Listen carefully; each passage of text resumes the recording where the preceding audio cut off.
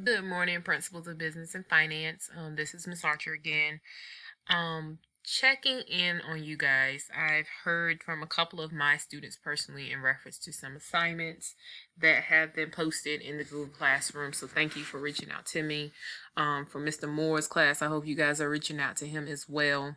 With any questions or concerns you may have, but definitely feel free to email me also, just in case you guys have questions that he might not be able to get to.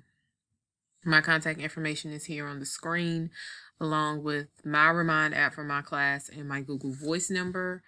For Mr. Moore's class, his Remind is here somewhere. There you go. His Remind code is there. Also, his email is kmoore@hertford.k12.nc.us. So updates. As you guys know, we are, Governor Coopner has stated we are out now until May 15th. So that means that we will be continuing on with online instruction for the time being. I hope you guys are staying safe. I hope you all are staying indoors to prevent the spread. For those that do not know, there was a confirmed case of COVID-19 in Hertford County as of yesterday. So we could be looking at an extension past all this. So I pray that you guys are being safe. I pray that your families are okay. And at any point in time, if you need us, definitely feel free to contact us and let us know. The school is still doing free lunches and free breakfasts from 11 to 1 Monday through Friday. Definitely go out and get something, even if it's just to say hi to some of the cafeteria staff, whatever the case may be. Definitely get out and do something. Being in quarantine doesn't mean that we have to stay locked up in the house. Take a walk, ride a bike, something. Just of course limit your contact with everyone else. But anyway, that's my PSA. We're gonna go ahead and move forward. So you guys have seen a couple of things. It's actually Tuesday, as you guys see. So I didn't post a walkthrough yesterday, and I do apologize because we ended 5:01, and I did want to do a walkthrough for that. It was not feeling well. I have posted some Kahoot games for you guys to review, just to kind of touch bases and see what you guys are recalling from previous objectives. And we're going to go ahead and move forward with the end of 501. So Monday was the end of 501. So you guys should have by now have completed all the section of notes. I've graded 9 of them, still waiting on the rest of them. Graded 9 section of notes. So you guys we're looking at slides 18 through 26 today, and you should be completing the black section of your notes here. So let's get that PowerPoint pulled up and go ahead. Okay, so now we're talking about price, so the functions of price in the market. So of course, price is just that. It's what you're willing to pay for a good, a service, or resource. Of course, in the U.S., we use dollars and cents. Some other countries use pesos and euros and other forms. It's all currency, just different names. Again, this just indicates the value of how much a customer is willing to pay for a price or good. And of course, the willingness to pay a price is based on how much buying power you have. So pretty much how much money do you have? How much does that item or good or service really mean to you? Like, do you really, really need it? And then also the competitive price. They say relative price, but then I look at the competitive price. Is this going to be cheaper somewhere else, or is it the right price here and now? So relative prices, of course, is one price compared to another. So it's the ratio between two prices. So Walmart has a very good example of this. They do what they call secret shoppers. They go in other stores and see how much it costs to have the same product in another store. And then if they find out theirs is higher, they'll do what they call as a price drop. And they'll drop the price down to either compete with or be lower than, say, a Dollar General or Family Dollar. So this is what they're looking here. They also give you an example of a cappuccino in a local donut shop is $2, while one at Starbucks is $4.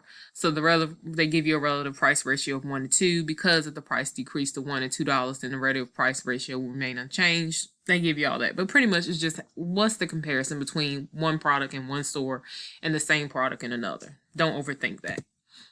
They give you some different ideas here of pizza and movies, and if pizza costs this much and the movie is that much, then how much more, how much are you willing to spend here? So this is slide 20 is one for you to look in your own time.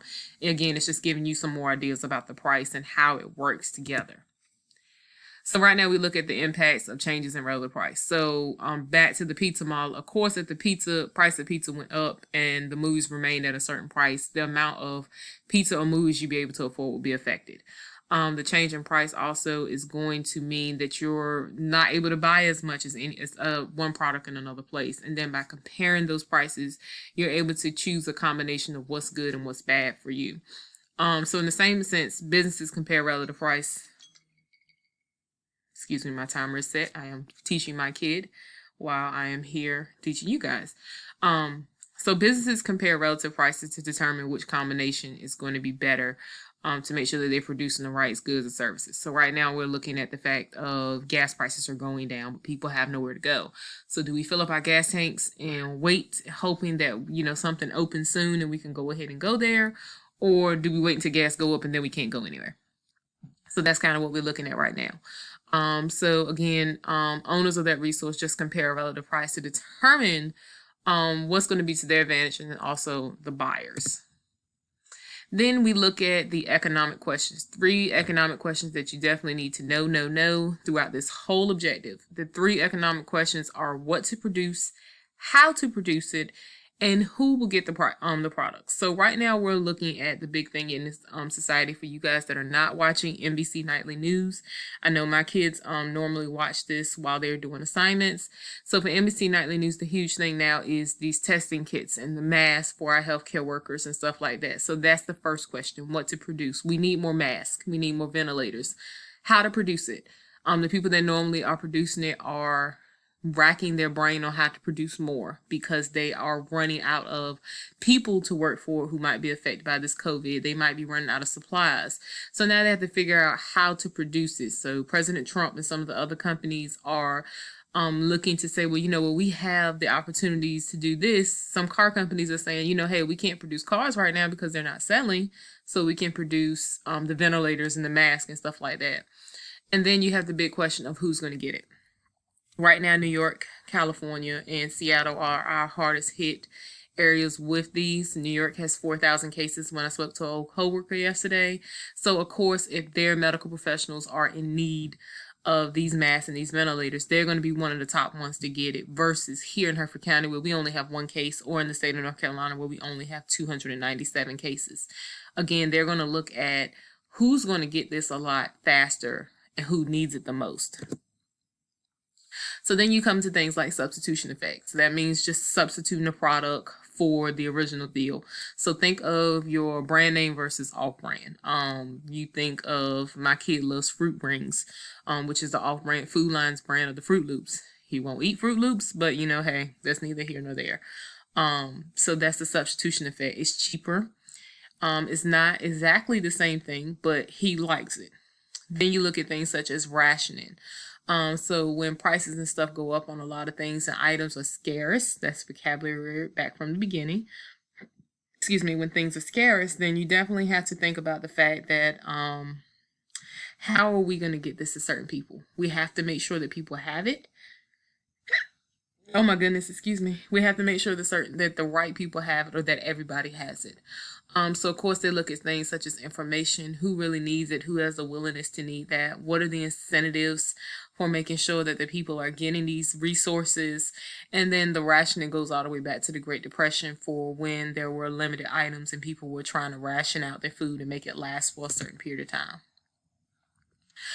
So how to determine prices in a market economy. So of course, supply and demand, we go back to that one. What's the big issue on that one? Supply and demand is always going to be the big issue because again, if an item is needed and it's in hot commodity somewhere, the demand is high, but the supply is limited, then of course your price is going to be affected. So this is what they're talking about here in these couple of slides here as far as demand. And make sure you pay attention to this. It definitely goes with today's activity in reference to the demand for the quantities and how much people are willing to buy and stuff like that. Right now, toilet tissue, hand sanitizer, soap, all of that is in very short supply. And the demand is very, very high, and people are willing to pay outrageous amounts just to have it. So that's, again, the price is going to affect. That's called price gouging when they charge an over extreme amount for a price. So definitely keep that in mind. And be cautious when you guys are out there shopping with mom and dad.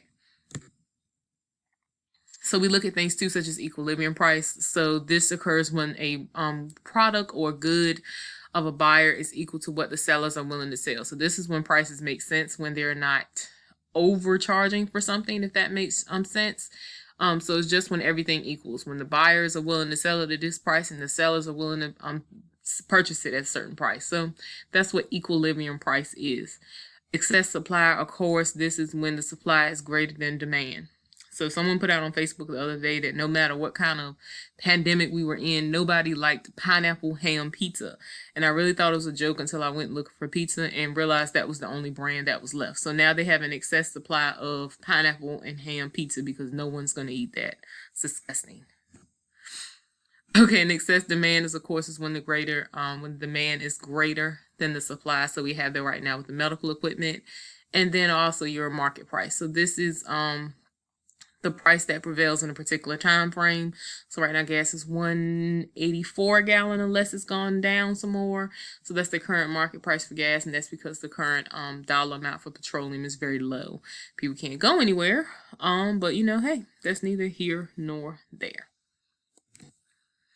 All right, so by now you should have done your notes for that section, again, to make sure that they get turned in. And today's activity for this is actually what effect on price. So what you're looking at here is just to explain what's going to happen if price increases or decreases. Whether you're going to tell me whether or not the price will increase or decrease, and then kind of explain your questions here. So for one, they state that there are 1,000 concert tickets for a popular singer. 1,500 people want to buy the tickets. In a common sense world, of course, price is going to increase, and this is because demand is higher than the supply.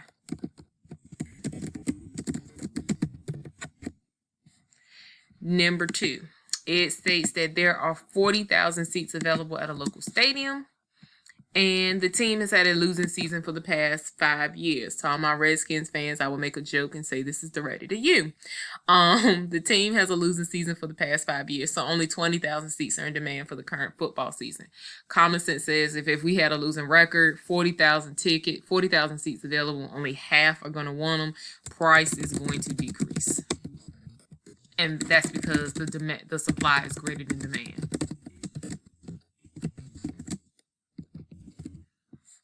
Wait a minute, I did it. Supply is, take it off. Supply is greater than demand.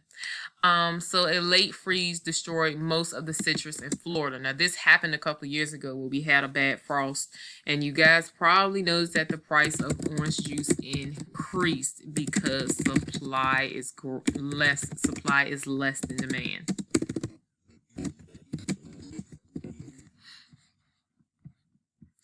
Number 4 states there's an excess supply of computers. So if there's an excess supply of computers, they're going to try to hurry up and get rid of them. So that means that price is going to decrease because supply is greater than demand. And you're just going to continue this on in the remaining questions. Now, don't be fooled. So I've done the first 4, so the remaining 6 you're going to do by yourself. One of them is nothing's going to happen.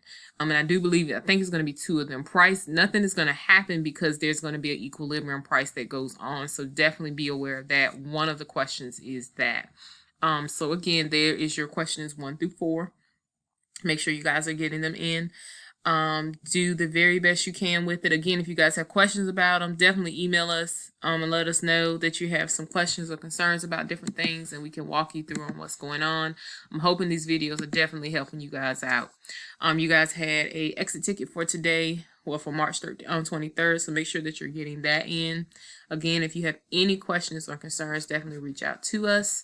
Back up here also, you guys had a quiz on this past Friday. I have not pulled the grades yet for my class, but make sure that you're attempting to get this done. Other than that, I hope you guys are taking care.